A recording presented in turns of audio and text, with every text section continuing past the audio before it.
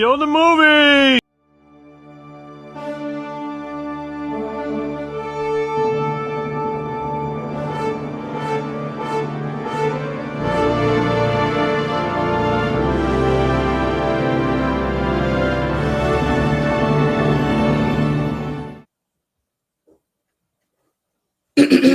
Oh, sorry. It's anything. What up? I'm Tokyo. I'm Serge. And we're the Sinner. Maniacs. Sorry for that. Some people just aren't professional these days. Gotta say what? That you're always late? All right. I'm lying. Somehow. I'm lying. Oh, first of all, I had to go get ginger ale. All right? You can never go wrong with getting ginger ale. Anyway, we're here to review Gladiator 2. That's right. We did our pre-thoughts, and now we're going to give you our full movie analysis. Well, okay, not analysis, but we're going to give you our thoughts or review of what we saw. And of course, we'll give a spoiler warning before we get into spoilers. Yeah. So we're gonna give our full, like you said, our full thoughts. First is gonna be non-spoilery. Then the second one is going to be the spoilery stuff. So let's get right to it. Yeah. You go first, Serge. So I greatly enjoyed the movie. I mean, wow. I mean, the acting, the action, the visual, everything was amazing in my opinion, And here's something I think I've forgotten, honestly, because we usually just watch Marvel movies, DC movies, stuff like that, Star Wars. That radar movies, they go hard in action. Like some of the scenes we saw, a guy getting a sword go through his mouth. There's more than once, honestly. It's just like violence was amazing. I mean, yes, but I've certainly seen more Deadpool and Wolverine. If you ask me, I felt like it was more bloodier. It was, but next to this, man, it's like, But I feel like, and that could be that may pose as a problem because it's like, well, it's supposed to be Gladiator. It's supposed to be a lot of blood and good. It was. The thing is, well, I thought that there was just enough. Like, it wasn't like super gory or anything like that. But I don't think that's a problem because I felt like it didn't like it wasn't just like it wasn't like we was watching torture porn. Like for 2.5 hours or whatever like that, or I think it's a little over 2.5 hours. But like, it's not, because usually in these Gladiator movies, like if it's like a silly ass Gladiator movie, or not even just silly ass Gladiator movie, like usually in these like war epics, there's a lot of them that are just like really, really like dumb, or they just focus on like the bloody, like the violence and stuff, and it just becomes gratuitous, and at some point it becomes like torture porn. This didn't feel like that. I actually felt like there was actually a story here, and for the most part, I like the characters in it. The guy who plays Lucius/Hano, I don't know the actor's name. Like it came to me now. Paul Mescal. Oh, watch the spoilers. Remember Lucius and who he is and who he's supposed to be. And that's a major spoilage of what. I didn't say his last name. Yeah, but still. But I'm saying that like his acting was great. I thought he had stage presence. Not stage presence. I thought he had presence in the movie. I would like to see him more in future films. Like the dude has charisma. I never felt like, okay, they were trying to. Usually they try to like play up the guy, like, oh, try to make him super tough, whatever. No, they made him human. They made him vulnerable. He was so tough though. Yeah, he was tough, but like there was a reason why. You know what I'm saying? Because he did not respect the Roman Empire and everything like that. And I respected that. Like, this dude was focused. Like he didn't let things distract him. He was literally from day, and I like that. I like a hero that's all about business. Just get straight to it. Doesn't waste no time. He's like, I have one thing and one thing on my mind: kill the Roman Empire. On some God of War shit, honestly. And that was pretty badass. Yeah, okay. Pedro Pascal. Oh, his character was name Alsatius, something like that. Is that his name? Alsatius, right down here. Acacius. Yeah, Acacius. I'm not good at Roman kind of names. Yeah, Pedro Pascal gave his all in terms of physical acting. Like, he went all in, honestly. I mean, shit, the guy played Mandalorian. Come on, man. True. And he also played The Last of Us too. The guy, you know what I'm saying? So he knows how to do action. And plus, he was an Equalizer too with Denzel.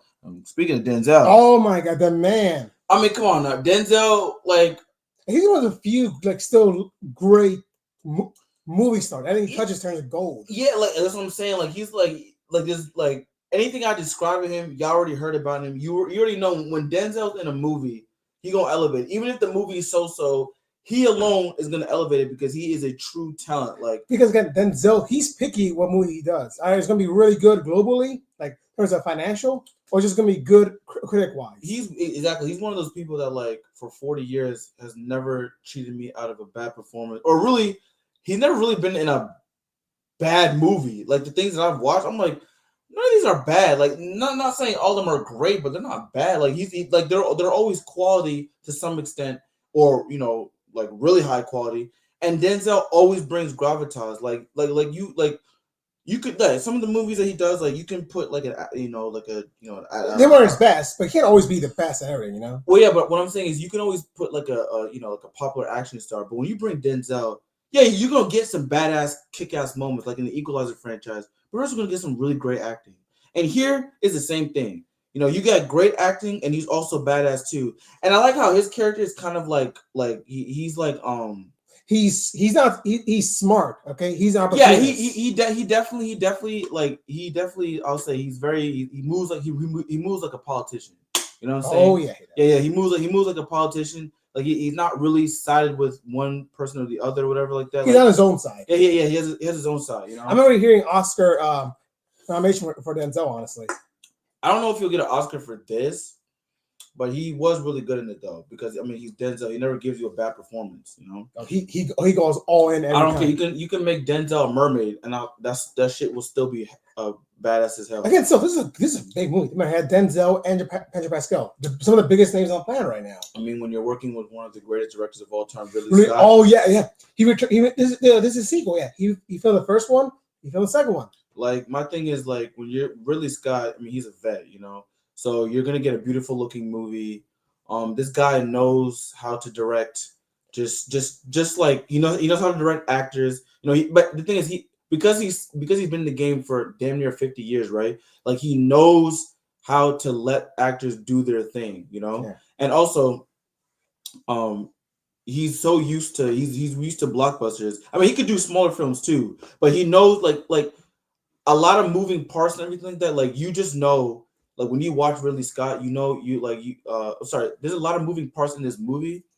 And with a director like Ridley Scott, like you could tell, all right, like this dude knows what he's doing. You know what I'm saying? Like everything, even though, like yes, it's a big film and everything like that, he still manages to give you a human story at the end. Like it doesn't feel super blockbustery and everything like that, despite the fact that yes, it is part of a blockbuster. Well, it is a sequel to a blockbuster movie, And also, in my pre-thoughts. And I'll say it here for those who didn't watch the pre-thoughts. I wasn't really a fan of the first. Oh no, sorry, I lied. I do like the first Gladiator. I don't think it was all that though. Like I don't. I mean, it did win like 5 Oscars. So yeah, but that's what I'm saying. I never thought. I'm one of those people who thought that. I don't think it was like Academy Award worthy. I know people are gonna freaking cuss me out. Type of, what are you talking about? Russell Crowe was a bit like. If you ask me, I think Russell Crowe's best performance was in American Gangster with Denzel. You know what I'm saying? So, isn't that Edward Norton? Say it again? Isn't Edward Norton an American Gangster? No. You're thinking of American History X. Yeah, there we go. Yeah, when he was a neo-Nazi. Yeah, no, American Gangster is when Denzel plays the gangster Frank Lucas. There we go. And what's his name? Russell Crowe plays a detective named Richie Roberts. Yeah, but again, Russell Crowe. Obviously, he died in the last movie, right? So his absence was kind of felt throughout the whole movie. Like this is his legacy. He was talked about almost as whispers, like a ghost that didn't really exist. And I like how like they give a reason as to why. Like they're like I would say like it definitely justifies, it having a sequel. Like I was like, okay, like the first one, he's kind of wrapped up. So how are you going to really continue? He's wrapped up. The guy, he died in the end. So yeah, and then for those who haven't seen it, I mean, you're 24 years. Yeah, 24 years late. So sorry, but it's just like when I watched the first one, I was like, well, how are they going to continue? But then I'm like, okay, this justifies this sequel. Yeah. Okay, but given that, final spoiler warning right now. 3, 2, 1. Okay, so my thing. So I'll say like the positives, right, and I'll say like the negatives, right. Um, my favorite person in the movie was Pedro Pascal because he had presence. Well, no, he always has presence. But the thing is, like in the trailers, they made it seem like he was gonna be like the bad guy, and he wasn't. He was actually very sympathetic. You see a man that's kind of just torn. He has to do what he has to do, or else they'll take away what he loves most. And also, what we forgot to mention, so in the trailer, well, at least to me, when I saw the trailer, I thought that Pedro Pascal was like the ruler of Rome. No, it's these two bratty ass twins. They're clearly insane. I think it's implied that one of them has syphilis and it's made him go insane too. Right. There's a monkey involved. Right. And it's just like so he's under the employ of these two twin dickhead rulers or whatever like that. Yeah. And they're destroying Rome. Yeah. And he, and you could tell like in the, he's a guy that just is like, all right, like my hand is kind of forced to do these things. And he's married to what's his name? Lucia, right? Yeah, Achaeus' wife. Lucia, his wife, she was actually in the last one. She was the lover partner. She was Maximus. She was a partner of Maximus who ends up bearing the main character, which is Lucius / Hanno. Like, I mean, obviously his last name is Aurelius because his last name is Aurelius because he's related to the real life Marcus Aurelius, who's a real life historical figure. Yeah. But his dad is Maximus, you know what I'm saying? Played by Russel Crowe, who died. And so this really is like a prodigal son returns kind of movie. You know, it is. And the thing is, like, she had to send him away, right? But I'm saying in relation to Pedro Pascal, he really loves it. He wants to do everything for his wife. Like, he really loves his wife. He married. This is basically it was basically a stepson versus stepfather kind of thing. We think about it. I mean, literally, because you know what I'm saying. I mean, I can't even say stepson because he never really took him in. But like the marriage. I mean, the mom knew, so the mom knew. I mean, if you want to see it that way, okay. But I'm just saying that like with Pedro Pascal, he does a lot of stuff for, you know, like him wanting to have a better room. He's doing it so his family, meaning his wife, and eventually, well, not eventually, because spoiler alert, he ends up dying halfway through the film.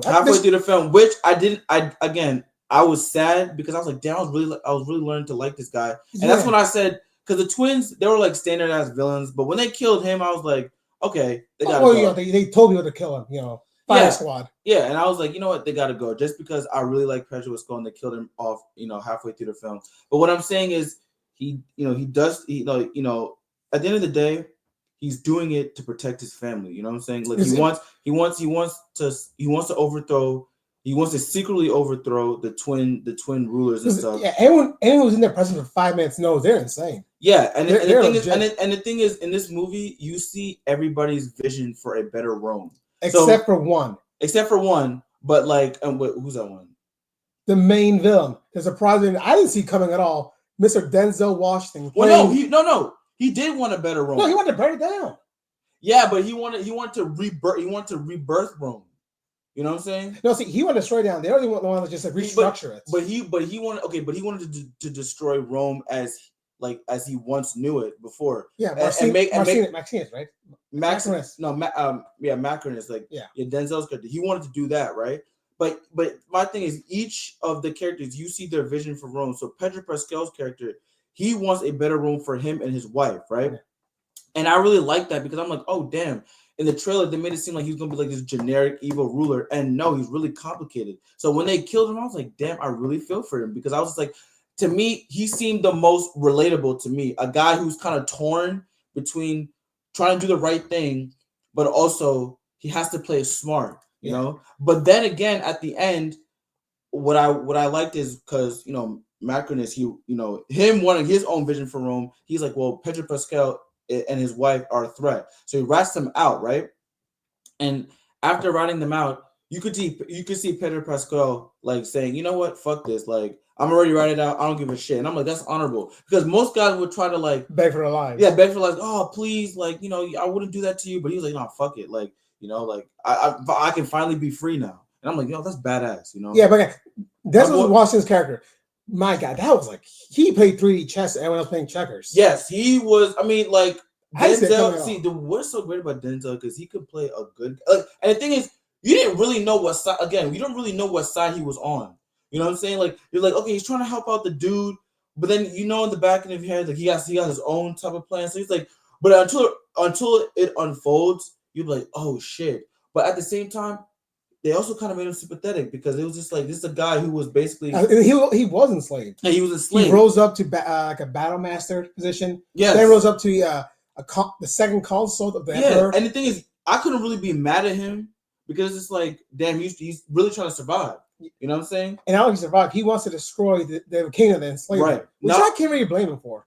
That's what I'm saying. Rome, like as they show in the film, is despicable. Like they're just deplorable as people. So I understand why he did it. Now, of course, his views are extreme because not everybody in Rome is bad or whatever like that.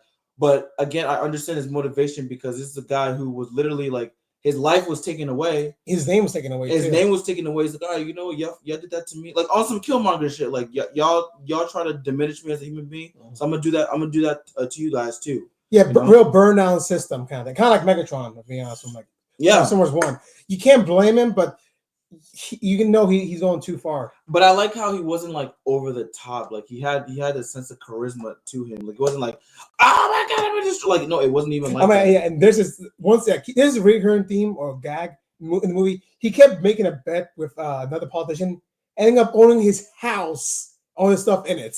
No, see, I love and I feel like Denzel's he plays characters that like they're always like at 10 steps ahead of you. You know what I'm saying? Lonzo Harris, Frank Lucas in the beginning, Even Man on Fire, Equalizer. They're characters that always they always seem to know more than you do, you know? But at the same time, it doesn't even come off as I guess with Lonzo, it did come off as arrogant towards the end because, he's a corrupt. Well, he was super super corrupt or whatever like that. He just, he had a power trip. But even then, he's a guy that he always plays guys that are always 10 steps ahead or whatever. But the thing is, they're the thing is they don't necessarily rub it in your face. You know what I'm saying? They're very cool about it. They just. They're patient. They're patient, and they wait for things. And he knows when to take a shot. Exactly. They know when. For the most part, they know when to act and be like, all right, now I'm going to go for the juggler. Because if anything, he could have killed the twin emperors a long time ago, but he had a plan. You can't just kill emperors, man. It's going to be new emperor, be worse. He wanted control of Rome. Well, no, he actually got it. But that's what I'm saying. There was a plan. You know what I'm saying? He had to frame people. He couldn't just do that. I mean, he turned the emperors against each other. I mean, he could and probably made up some bullshit story. But the thing is, there was more at stake that he could do because it's just okay, but I still got the general and I still got the wife. I got to take them out. So, but I really enjoyed Gladiator 2. It definitely justifies, its presence. Its presence as to why it should be made. What do you think about the pacing? I think it was constant pacing. It was good pacing, And there's enough action film. There's enough action scenes. There's enough politics scenes, all going cohesive with one another. Mm-hmm. Plus, you had to keep watching to understand what's happening. You can't just leave for 5 minutes and come back later. Right. But okay, so if there was any negatives I didn't like, I didn't really care too much for what's his name, the Lucia's wife. I feel like she was just a plot device just to kickstart the movie and stuff. And the movie, while it did have some really good action sequences, I kind of felt like it took a while to because I don't understand they were setting things up, but I felt like it kind of there wasn't really after the big battle scene or whatever like that, there wasn't really much story going on until probably I say halfway. Yeah, until almost halfway through the film, that's when shit starts to pick up. I know, but that's how I do. I think it was good pacing though. Again, it was I was never bored. I was never bored at all. No. It was, but I just felt like in the beginning, it was just well, I mean, okay, it's not like the scenes weren't important, whatever like that, but I don't know. I just felt like things were happening, but there wasn't anything like okay, like he gets sold into slavery, that type of stuff. Oh, All wait, right. maybe so he was conquered. He was literally taken from his home. Yeah. Okay. Yeah. Yeah. Yeah, and what's his name? Hano, that's his fake name. Lucian. Yeah. Yeah, he ran off into an African country that got conquered by The Romans. yeah, Romans. Yeah. But yeah, I know. But I just felt like in the beginning of the film, like there was it's not like things weren't happening. Things were happening, but I don't know. I just it didn't pull me in as much as for me the action is great and stuff like that. But the thing that really pulled me in was the Oh political yeah, the political like espionage, betrayal, all that good stuff. yeah, like it was just like the whole like like the thrilling the most thrilling aspect was the political shit, and just really fascinating just Roman politics and how they dealt with shit like that. To me, that's when it started to get more interesting because everything else is like okay, I've seen the fighting and everything like that, and don't get me wrong, the fight scenes are entertaining to watch, but it wasn't like so like amazing or anything like that to the point where I was like, oh man, like these like to me amazing fight scenes like the fight scenes were It good. was all practical too. That's what you gotta remember. Yeah, no, I do appreciate that, but the fight scenes were good, but I didn't necessarily feel, and I'm not talking about like the whole when with them throwing fireballs or arrows. I mean, Or shark invested waters. that was cool. Like there's definitely some cool action sequences, like with the mutant monkeys, the shark The thing. rhino. But I felt like the hand to hand combat scenes they were cool, but they weren't like they weren't like amazing. Like it wasn't like 300, where it's just like holy shit, like these fight scenes are freaking amazing. Like I thought that there were good action sequences and stuff, but to me the political intrigue is what pulled me in more. You Oh know, yeah. All right. Okay. How would you rate this movie though? if I were to rate it, I would say premium. I think it's a movie that you should see in theaters. I think it justifies its length. It's highly entertaining. Um, but if you're a history buff, you like, and again, I mean, history means you want details. There are a lot of inaccuracies here. yeah, there's things. If you're a history buff, like there's things that probably won't make sense to you. And I actually did similar research myself. Like the shark stuff, it's impossible for those sharks to be in there because it's just like they would have to literally. Yeah, and if and the emperor deciding who lives or not with that weird thumb thing, that was like rare thing. They don't do that. Yeah, and apparently gladiators themselves wasn't really about fighting to the death. It was just like a show. It was like a sports. Yeah, like wrestling. Yeah, exactly. It's basically like WWE because it's expensive to raise. Yeah, gladiators. Exactly, and also the whole mutant monkeys thing. I was like, all right, there's definitely an element of fantasy here, but at the same time, they're highly entertaining. I wish the fight scenes, and then the action sequences were visceral. The actual fight scenes themselves, they were cool, but they weren't. I don't never felt like they were visceral. It wasn't like, oh my, like there were some moments where I was like, oh shit, that's bad, like that's freaking cool. But most of the time, it was kind of like standard. Okay, like soldiers fighting and everything like that, which is cool. Again, but very like violent. Like a guy got, remember, again, went through his mouth. Oh, it was a stab all the way through his stomach. Yeah. But was that what scene was that? Which parts? The one stabbed a lot of times. But the one that you said was stabbed through his, like it went through his mouth. Yeah, man, they threw it like there was like one of those spears went through his mouth. I've never seen. Yeah, but again, like again, those are action sequences. Those were visceral. They, and again, they don't do a lot of. They show enough blood and gore, but it's not like torture porn, which I appreciated because again, they told a good story. Exactly. I felt like they could have made the action sequences a little bit more visceral for me. That's where because in the beginning, that's kind of how it was. Well, really just throughout, but again, before I really started getting into the political intrigue, the fight scenes, that I was seeing, they were cool, but they weren't like hooking me in type shit. It was just like, all right, it's nothing really creative that they're doing. Now the one-on-ones, they were cool, because then you could really get to see, the whatchamacallit, like the hand-to-hand combat and everything like that, which was cool. When Lucius, when he had his hand-to-hand combat and stuff like that, like that was cool. I really like that. But when it came for like the soldiers fighting each other, If they weren't like shooting, and them fighting around, that's pretty fun. Yeah, like if they weren't fighting something CG, and if there wasn't a 1-to-1, I just felt like the whole battles just felt kind of mundane. Like, okay, like there's nothing really inventive here. Like, yeah, there was some gruesome stuff, whatever, but it never felt inventive to me. You know, Fair what enough. would you give it? I could never give it a good premium. You know, it's a great movie in my opinion. You know, it's fun to watch. And again, it's one of the 2 blockbusters coming out this month. Wicked being one. Yeah, it's what's it called? When I last checked it, because it was made for 250 million.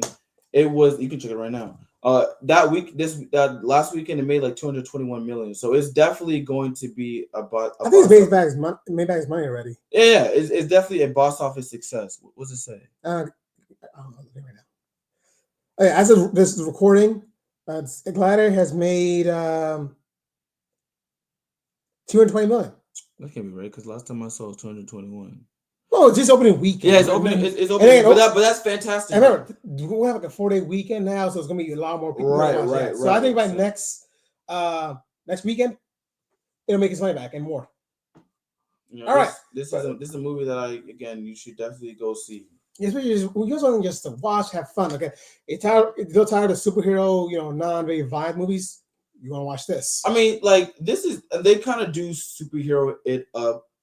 But at the same time, I do feel like there's enough drama, and enough drama with good characters to justify some of their more outlandish shit. Yeah. I felt like the tones they still kind of meshed well with that, because with the sharks and the mutant monkeys, yeah, it's ridiculous, but this is kind of like a dangerous kind of world, so it made sense. Yeah. Okay, but let's like what you guys in the comments. All right, don't forget to like and subscribe. Hit the notification button so you don't miss another update. And we out. Real slow.